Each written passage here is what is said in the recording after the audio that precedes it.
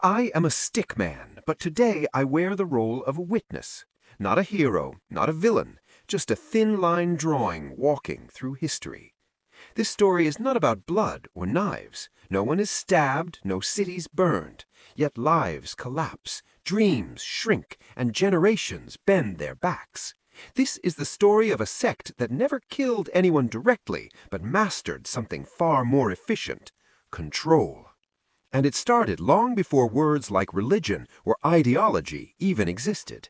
In the Stone Age, there were no temples, only fires and fear. Small groups followed figures who claimed to hear the spirits. They never forced violence. Instead, they decided who could hunt, who could eat, who must obey. Stickmen around the fire learned that survival depended on belief. Questioning meant exile. No blood spilled, yet entire lives were shaped by invisible rules that nobody dared to challenge. As farming began, this control evolved. The sect now spoke through seasons and skies. "Plant when we say," they whispered, "or the gods will starve you." People worked harder, slept less, trusted leaders more than nature itself. If crops failed, guilt was redirected to the followers. The leaders stayed clean. No executions, no wars, just endless labor driven by fear of unseen punishment. Empires rose, and the sect changed masks. Priests, scribes, advisors. They never swung swords, they sharpened ideas. They defined what was normal, what was sinful, what was allowed. A farmer could lose his land simply by thinking wrong. A thinker could disappear socially without dying physically. History books call this order. Victims called it a quiet suffocation. During medieval times, the sect perfected shame. You were not killed for disobedience. You were labeled heretic, fool, ungrateful. Society itself became the weapon. Stickmen pointed at other stickmen. Isolation replaced execution. The body survived, but the soul learned to shrink. Power learned it didn't need blood when it could rewrite identity. Then came the printing press, and the sect adapted again.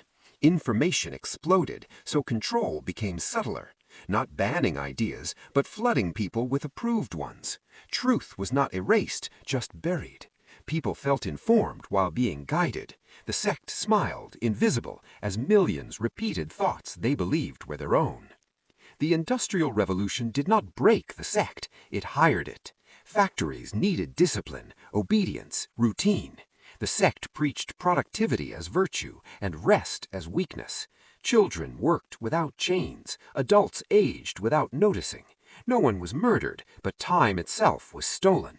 Stickmen marched in shifts, believing exhaustion was destiny. In the age of nations, the sect wrapped itself in flags. Sacrifice is honorable, it said, not just in war, but in life. Work more, feel less, obey systems you'll never meet. If you failed, it was your fault. Structural injustice hid behind motivational slogans. People blamed themselves instead of the machine. Education grew, yet the sect remained calm. It entered classrooms quietly. Memorize, don't question. Compete, don't connect. Success became narrow, failure personal. Students were not beaten, only ranked. Dreams were trimmed to fit systems. Stickmen grew up fluent in answers, illiterate in meaning. In the age of advertising, the sect learned desire. You were not forced to want, you were taught to crave. Happiness became purchasable, always one step away. Debt replaced chains, comparison replaced whips. Lives collapsed chasing images that were never meant to be reached. No deaths recorded, just chronic dissatisfaction. Television turned the sect into a storyteller. Narratives repeated until they felt natural. Who is successful? Who is dangerous? Who matters? People watched, nodded, and adjusted themselves accordingly. Silence became agreement. A remote control replaced debate. History slowed into passive consumption. Then came the internet, and many thought the sect would die. Information was free, voices multiplied. But the sect did not panic. It fragmented. Echo chambers replaced doctrine. You chose your cage. Algorithms learned your fears better than any priest ever could. Control became personalized. Social media refined the art.